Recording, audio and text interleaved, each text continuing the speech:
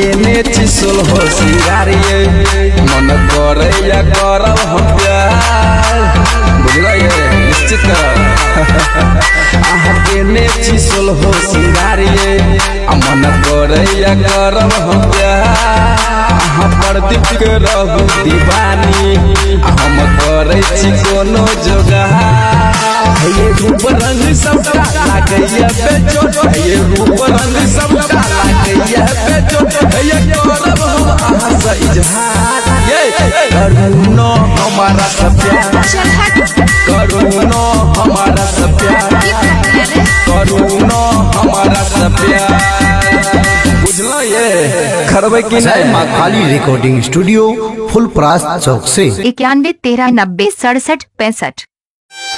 केने चिसुल हो सिंगारिये मन करे या करब हम प्यार बुझला ये निश्चित केने चिसुल हो सिंगारिये मन करे या करब हम प्यार प्रदीप के रहू दीवानी हम करे छी कोनो जोगा ये रूप रंग सबका लागैया बेचो ये रूप रंग सबका लागैया बेचो ये करब हम आहा से इजहार ये करूनो हमारा सब प्यार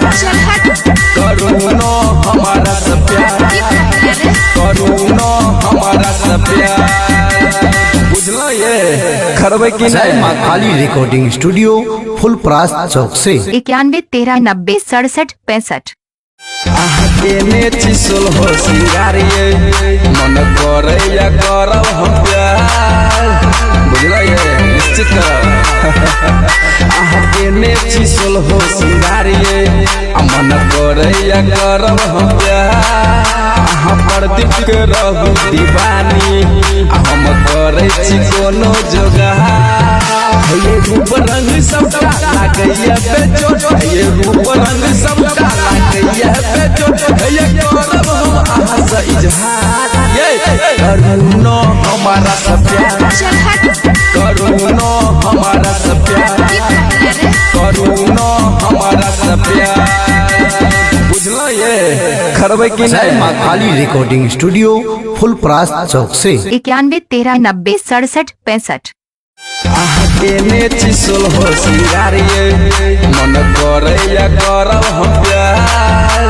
बुझला ये निश्चित केने चिसुल हो सिंगारिये मन करे या करब हम प्यार प्रदीप के रहू दीवानी हम करे छी कोनो जोगा ये रूप रंग सबका लागैया बेचो ये रूप रंग सबका लागैया बेचो ये करब हम आहा से इजहार ये करूनो हमारा सब प्यार करूनो हमारा सब प्यार करूनो हमारा सब प्यार बुझलो ये खरबे की नहीं माँ काली रिकॉर्डिंग स्टूडियो फुलपरास चौक से 91 13 90 67 65। केने चिसुल हो सिंगारिये मन करे या करब हम प्यार